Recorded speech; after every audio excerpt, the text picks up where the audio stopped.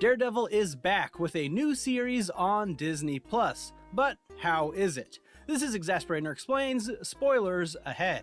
I feel sorry if someone came into Daredevil Born Again without having seen the Netflix series, as it is required viewing, definitely more so than anything that has come out of the MCU since. Like, Hawkeye and Echo are referenced slightly, but that's it so far. Tried to mentor someone, but... well, that's the closest I've come. Didn't she shoot you in the face? The series picks up right where the third season of Netflix left off, but quickly establishes a separation and its own footing, much like when a new creative team takes over a comic book series. The opening sets this up nicely. The fight is fun, dynamic. It's good to see Bullseye at his most Bullseye across any Daredevil season, though it was not as good as the long take fights from the previous Netflix seasons, and the style made it feel a bit comical at one point, especially when there's just so many knives sticking out of Daredevil. But that's a nitpick, and it's still a good fight.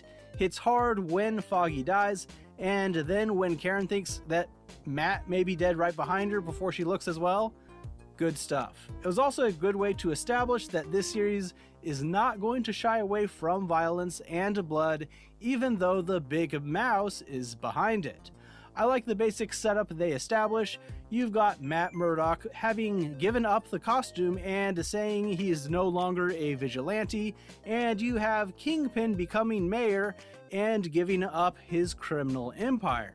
By the end of the second episode, both have already started to revert back to form, with Kingpin doing some light performative blackmail. I love how he got a sandwich he didn't like just to make the point. Sandwich was disgusting. And then you have Matt beating up a bunch of cops who were out to murder a key witness. One of the cops had a Punisher tattoo, so I'm guessing that's how they're going to pull Frank Castle back into this. A group of cops probably idolizing him and his vigilantism, killing criminals in a system they see doesn't work. A lot of the push-pull of the season appears to be centered around the question, is vigilantism good? And it will probably make the audience try to question that because, hey, we like the Punisher, but then these cops over here are doing kind of the same thing, and we don't like that as much. I assume the guy they're beating up was at least a murderer. If not, that's a missed opportunity. And now those cops are railroading another vigilante who just thought he was trying to help someone and accidentally killed one of these vigilante cops. Meanwhile, the Kingpin is trying to outlaw vigilantism, which in the MCU I thought already was. We had a movie about it, but I guess I don't know the current status quo. And Matt Murdock is trying to stay away from it and let the courts handle it, but he will obviously be pulled back in, feeling the need to don the costume and be, born again. I like the concept. I think it will work in the confines of the show, as long as you don't think about it too much in comparison to the greater Marvel universe. In a world where vigilantes literally brought back half the world that was disappeared, people probably think it's okay. And we're going to be biased too as viewers, since we know our vigilantes are good and can be trusted to at least mostly do the right thing.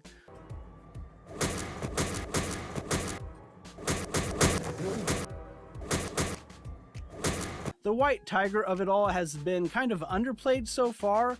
I know quite a bit of the show allegedly changed in reshoots, and I wonder if some of the setup of White Tiger was a victim of that. I only say this because they find his costume, and having read the comics, I see his special amulet that gives him powers, so I'm sure it was jarring to non-readers when White Tiger said, I didn't even have my amulet on me that gives me powers. I mean, if you're watching this, it's not like you can't accept it, but up until that point, most people would assume he's just good at fighting, as he clearly was without it. And when they mentioned the magic amulet in the judge's office, it felt very weird. I wasn't in possession of his mystical amulet or in the White Tiger outfit at the time of the incident. But again, in a world they're in, why wouldn't they just accept the presence of a magical amulet? I've already speculated a bit about the direction it could go, but it could go vastly different than what I am thinking. In spite of the Born Again title, The third season of Daredevil already did their take on that storyline, and this setup is definitely pulling more from recent comics where Kingpin became mayor, where Daredevil gave up the costume not because he tried to kill someone, but because he did kill somebody accidentally during a fight, and bringing in McDuffie as a character.